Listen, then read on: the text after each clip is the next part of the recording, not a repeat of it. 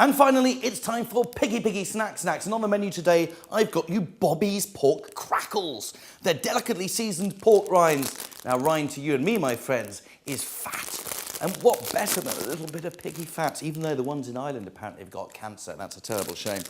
Anyway, let's have a go. Oh, my goodness me.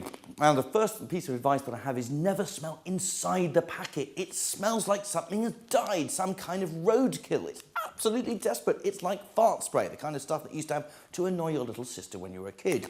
But in terms of texture, these are rather wonderful. They not only have the crunch that I like in a pork crackling, but also a little bit of the give as well, that soft texture. Really rather nice. In terms of flavour, as well, I'm getting good stout pork flavours, nice meaty flavours, which makes this rather enjoyable. I'm not sure that I'd ever want to stick my nose in, but my mouth is very happy indeed. And as a result, I have great pleasure in awarding this snack 4 stars. Goodbye.